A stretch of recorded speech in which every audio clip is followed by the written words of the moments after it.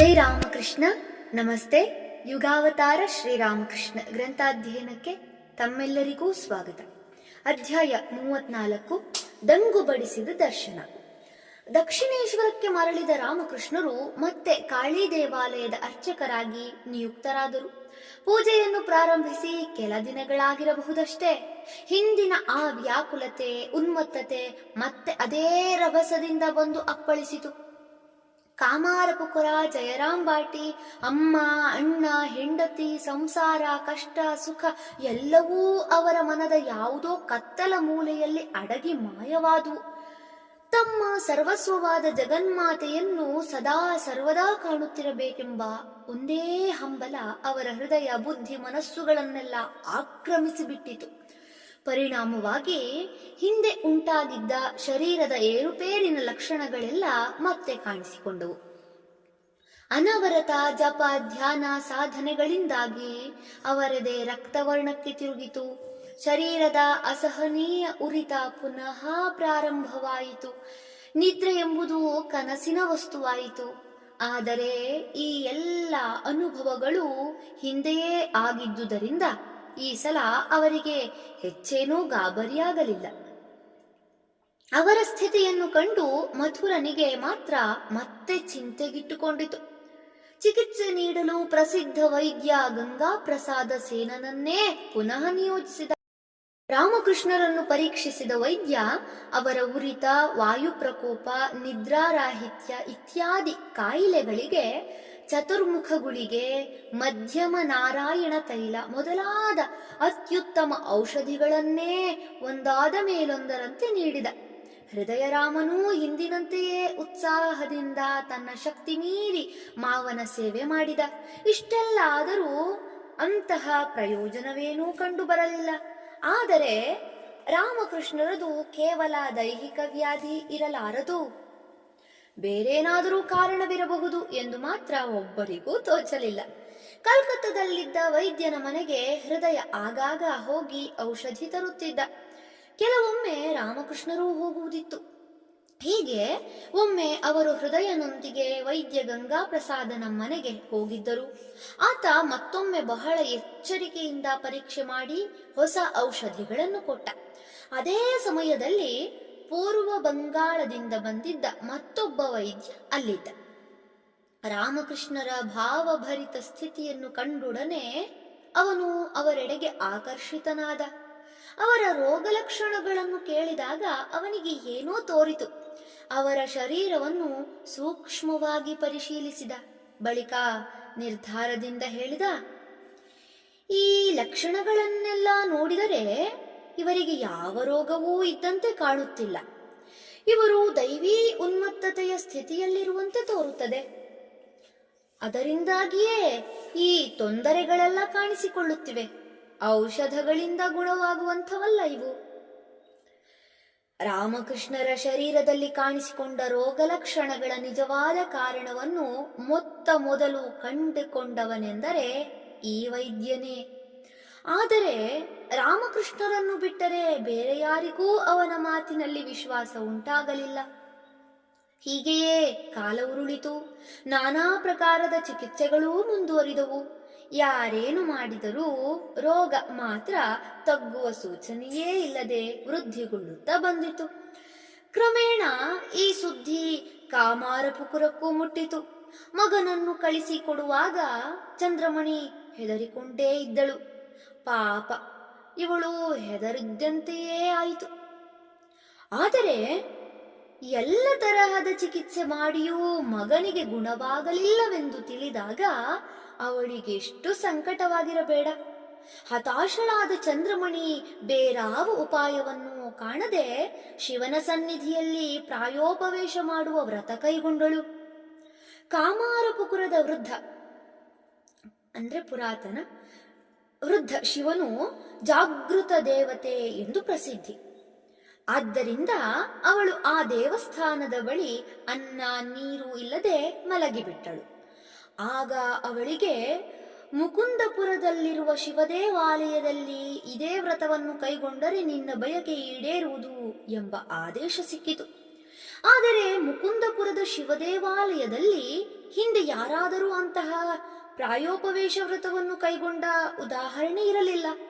ಸಾಧಾರಣವಾಗಿ ಇಂತಿಂಥ ದೇವರಿಗೆ ಇಂತಿಂಥ ಹರಕೆ ಹೇಳಿಕೊಳ್ಳಬಹುದು ಎಂದು ವಾಡಿಕೆಯಾಗಿ ಬಂದಿರುತ್ತದೆ. ಆ ಸಂಪ್ರದಾಯವನ್ನು ಯಾರೂ ಮುರಿಯ ಹೋಗುವುದಿಲ್ಲ. ಆದರೆ ಚಂದ್ರಮಣಿ ತನಗೆ ದೊರಕಿದ ಆದೇಶದಲ್ಲಿ ದೃಢ ವಿಶ್ವಾಸ ತಾಳಿ ಅಲ್ಲಿಗೆ ಹೋಗಿ ಮತ್ತೆ ಉಪವಾಸವನ್ನು ಪ್ರಾರಂಭಿಸಿಯೇ ಬಿಟ್ಟಳು. ಅವಳು ಹೀಗೆ 2-3 ದಿನ ಶಿವಧ್ಯಾನದಲ್ಲಿ ನಿರತರಾಗಿದ್ದಿರಬಹುದು.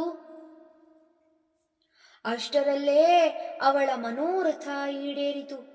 ಕನಸಿನಲ್ಲಿ ಅವಳು ಉಜ್ವಲ ಜಟಾಜೂಟಧಾರಿಯೂ ವ್ಯಾಘ್ರಾಂಬರಧರನೂ ಆದ ಮಹಾದೇವನು ಪ್ರಖರ ತೇಜೋಮಯ ರೂಪದೊಳೆದು ಪ್ರತ್ಯಕ್ಷನಾದಂತೆ ಕಂಡಳು. ಪರಮೇಶ್ವರನು ಆಕೆಯನ್ನು ಸಂತೈಸುತ್ತಾ, ಭಯಪಡಬೇಡ, ನಿನ್ನ ಮಗನಿಗೆ ಹುಚ್ಚು ಹಿಡಿದಿಲ್ಲ. ಪ್ರಚಂಡ ದೈವಿಕ ಆವೇಶದಿಂದಾಗಿ ಅವನಿಗೆ ಹಾಗಾಗಿದೆ ಅಷ್ಟೆ. ಸಕಾಲದಲ್ಲಿ ಎಲ್ಲವೂ ಸರಿ ಹೋಗುತ್ತದೆ ಎಂದು ನುಡಿದ. ಇದೀಗ ಚಂದ್ರಮಣಿಯ ಮನಸ್ಸು ಸಮಾಧಾನಗೊಂಡಿತು. ಪರಮೇಶ್ವರನ ಆದೇಶದಲ್ಲಿ ಸಂಪೂರ್ಣ ವಿಶ್ವಾಸವಿರಿಸಿ ತನ್ನ ವ್ರತವನ್ನು ಮುಕ್ತಾಯಗೊಳಿಸಿ ಮನೆಗೆ ಹಿಂದಿರುಗಿದಳು. ಎಲ್ಲವೂ ಭಗವದಿಚ್ಛೆಯಂತೆ ನಡೆಯಲಿ ಎಂದು ಸಮಾಧಾನ ತಂದುಕೊಂಡಳು. ಮನೆಗೆ ಬರುತ್ತಿದ್ದಂತೆಯೇ ಮಗನಿಗೆ ಶಾಂತಿ ದೊರಕಲಿ ಎಂದು ಮೊರೆ ಇಡುತ್ತಾ ಏಕಚಿತ್ತದಿಂದ ಶೀತಲಾದೇವಿಯ ಮತ್ತು ಮನೆದೇವರಾದ ರಘುವೀರನ ಪೂಜೆಯಲ್ಲಿ ನಿರತಳಾದಳು. ರಾಮಕೃಷ್ಣರ ಶರೀರದಲ್ಲಿ ಕಾಣಿಸಿಕೊಂಡ ಆ ರೋಗ ಲಕ್ಷಣಗಳು ನಿಜಕ್ಕೂ ವಿಚಿತ್ರ ಎಂದೇ ಹೇಳಬೇಕು. ಏಕೆಂದರೆ ಅಂಥವನ್ನು ನಾವು ಕಾಣುವುದು ಅಪರೂಪವೇ.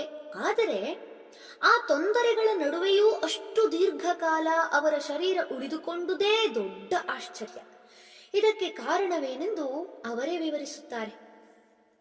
ಇತರ ಸಾಧಾರಣ ವ್ಯಕ್ತಿಗಳ ಶರೀರ ಮನಸ್ಸುಗಳಲ್ಲಿ ಅಂತಹ ಉತ್ಕಟ ಸ್ಥಿತಿ ಉಂಟಾಗುವ ಮಾತು ಹಾಗಿರಲಿ, ಅದರಲ್ಲಿ ಕಾಲು ಭಾಗ ಉಂಟಾದರೂ ಪ್ರಾಣ ಉಳಿಯುವುದಿಲ್ಲ. ಜಗನ್ಮಾತೆಯ ಒಂದಲ್ಲ ಒಂದು ದರ್ಶನವನ್ನು ನಾನು ದಿವಾರಾತ್ರಿಗಳಲ್ಲಿ ಹೆಚ್ಚಿನ ಹೊತ್ತು ಕಾಣುತ್ತಲೇ ಇದ್ದೆ. ಆದ್ದರಿಂದಲೇ ಈ ಶರೀರ ಉಳಿದುಕೊಂಡಿತು. ಇಲ್ಲದಿದ್ದರೆ ತಮ್ಮ ಶರೀರವನ್ನು ತೋರಿಸುತ್ತ, ಈ ಕೋಶ ಯಾವಾಗಲೋ ಬಿದ್ದು ಹೋಗಬೇಕಾಗಿತ್ತು. 6 ವರ್ಷಗಳಷ್ಟು ಸುದೀರ್ಘ ಕಾಲ ನನಗೆ ನಿದ್ರೆಯೇ ಇರಲಿಲ್ಲ. ಕಣ್ಣುಗಳಿಗೆ ರೆಪ್ಪೆಯನ್ನು ಮಿಟುಕಿಸುವ ಶಕ್ತಿಯೇ ಹೊರಟು ಹೋಗಿತ್ತು. ನಾನು ಎಷ್ಟೇ ಪ್ರಯತ್ನ ಪಟ್ಟರೂ ಕಣ್ಣನ್ನು ಮುಚ್ಚಲು ಸಾಧ್ಯವಾಗುತ್ತಿರಲಿಲ್ಲ. ಸಮಯ ಉರುಳುತ್ತಿರುವುದರ ಪ್ರಜ್ಞೆಯೇ ಇರಲಿಲ್ಲ ಮತ್ತು ದೇಹವನ್ನು ರಕ್ಷಿಸಿಕೊಳ್ಳಬೇಕೆಂಬ ಪರಿಜ್ಞಾನವೂ ಹೊರಟು ಹೋಗಿತ್ತು.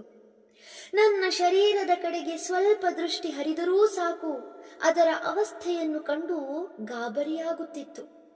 ನನಗೆ ಹುಚ್ಚು ಹಿಡಿಯುತ್ತದೆಯೇನೋ ಎಂದು ಹೆದರುತ್ತಿದ್ದೆ. ಕಣ್ರೆಪ್ಪೆಗಳು ಮುಚ್ಚದಿರುವುದನ್ನು ಕಂಡು ಕನ್ನಡಿಯ ಮುಂದೆ ನಿಂತು ಕಣ್ಣಿನಲ್ಲಿ ಬೆರಳು ಹಾಕಿದರೂ ಮುಚ್ಚಿಕೊಳ್ಳುವುದೇ ಎಂದು ಪರೀಕ್ಷಿಸಿದೆ. ಆದರೂ ರೆಪ್ಪೆಗಳು ಮುಚ್ಚಿಕೊಳ್ಳಲೇ ಇಲ್ಲ. ಆಗ ನಾನು ದಿಗಿಲುಗೊಂಡು ಅಳುತ್ತಾ ಜಗದಂಬೆಗೆ ಹೇಳಿದೆ, ಅಮ್ಮ, ನಿನ್ನನ್ನೇ ನಿರಂತರವಾಗಿ ಸ್ಮರಿಸಿದ್ದಕ್ಕೆ ಇದೇನು ಫಲ? ನಿನ್ನನ್ನೇ ನೆಚ್ಚಿಕೊಂಡುದಕ್ಕೆ ಈಗ ಈ ಭಯಂಕರ ಕಾಯಿಲೆಯನ್ನು ಕೊಟ್ಟಿರುವೆಯಾ ಎಂದು. ಆದರೆ ಮರುಕ್ಷಣವೇ ನನ್ನ ಮನಸ್ಸು ಬದಲಾಯಿತು. ಆಗ ನಾನು, ಛೆ, ಈ ಶರೀರಕ್ಕೆ ಏನು ಬೇಕಾದರೂ ಆಗಿ ಹೋಗಲಿ, ಇದು ಬಿದ್ದು ಹೋಗಬೇಕೆಂದಿದ್ದರೆ ಹಾಗೆಯೇ ಆಗಲಿ, ಆದರೆ ನೀನು ಮಾತ್ರ ಕೈ ಬಿಡಬೇಡಮ್ಮ. ನನ್ನ ಮೇಲೆ ಕೃಪೆದೋರಿ ದರ್ಶನ ಭಾಗ್ಯ ನೀಡಮ್ಮ. ನಾನು ನಿನ್ನ ಪಾದ ಪದ್ಮಗಳಲ್ಲಿ ಸಂಪೂರ್ಣ ಶರಣಾಗಿದ್ದೇನೆ ಅಮ್ಮ.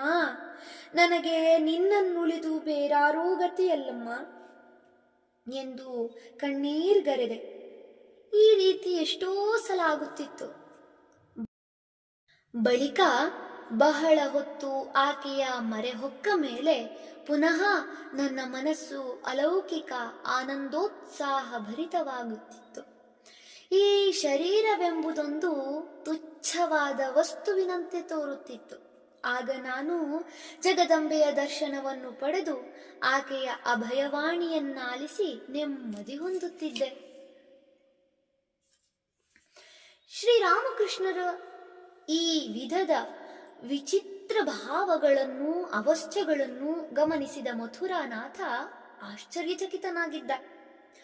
ದಿನ ಕಳೆದಂತೆಲ್ಲ ಅವನು ಅವರ ದೈವಿಕತೆಯನ್ನು ಹೆಚ್ಚು ಸ್ಪಷ್ಟವಾಗಿ ಗುರುತಿಸಲಾರಂಭಿಸಿದ.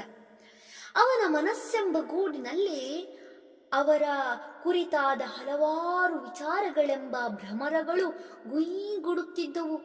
ಒಮ್ಮೆ ಅವನಿಗನ್ನಿಸುತ್ತಿತ್ತು, ಇವರು ಇತರ ಸಾಮಾನ್ಯ ಜನರಂತಲ್ಲ ಎಂಬುದು ನಿಶ್ಚಿತ.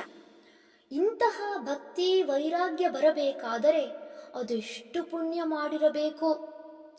ಆದರೆ ಅವರ ವಿಚಿತ್ರ ವರ್ತನೆಗಳನ್ನು ಕಂಡು ಭಾವಿಸುತ್ತಿದ್ದ, ಅಲ್ಪ ಸ್ವಲ್ಪವಾದರೂ ಬುದ್ಧಿ ಏರುಪೇರಾಗಿಲ್ಲದಿದ್ದರೆ ಯಾರಾದರೂ ಹೀಗಾಡುತ್ತಾರೆಯೇ? ಆದರೆ ಇದು ಸಾಮಾನ್ಯ ಹುಚ್ಚಲ್ಲ, ಅತಿಯಾದ ಸಾಧನೆಯಿಂದ ಹೀಗಾಗಿದೆ ಅಷ್ಟೆ. ಇವರು ತಮ್ಮ ಸಾಧನೆಯನ್ನು ಸ್ವಲ್ಪ ಸಡಿಲಿಸಿದರೆ ಎಲ್ಲವೂ ತಾನಾಗಿಯೇ ಸರಿದು ಹೋಗುತ್ತದೆ. ರಾಮಕೃಷ್ಣರ ವೈರಾಗ್ಯ ಬುದ್ಧಿಯನ್ನು ಕಂಡಾಗಲಂತೂ ಇಂಥ ವೈರಾಗ್ಯ ಯಾರಲ್ಲಾದರೂ ಇರಲು ಸಾಧ್ಯವೇ ಎಂದು ಬೆರಗಾಗುತ್ತಿದ್ದ. ಬರಬರುತ್ತಾ ಅವರ ಸತ್ಸಂಗದ ಪರಿಣಾಮವಾಗಿ ಅವನಿಗೂ ಅವನ ಮನೆ ಮಂದಿಗೂ ಅವರ ಆ ದಿವ್ಯ ಭಾವದ ಸೋಂಕು ತಗುಲಿತು. ಈ ನಡುವೆ ಅವರ ಬಗ್ಗೆ ಮಥುರನ ಭಕ್ತಿ ಗೌರವಗಳು ಸಹಸ್ರಮಡಿಯಾಗುವಂತೆ ಮಾಡಿದ ಒಂದು ಘಟನೆ ನಡೆಯಿತು. ಆ ಘಟನೆಯನ್ನು ಮುಂದಿನ ಸಂಚಿಕೆಯಲ್ಲಿ ನೋಡೋಣ. ಧನ್ಯವಾದಗಳು. ಓಂ ಶಾಂತಿ ಶಾಂತಿ ಶಾಂತಿ. ಹರಿ ಓಂ ತತ್ಸತ್. ಶ್ರೀರಾಮಕೃಷ್ಣಾರ್ಪಣಮಸ್ತು. ಸರ್ವೇ ಜನ ಸುಖಿನೋ ಭವಂತು.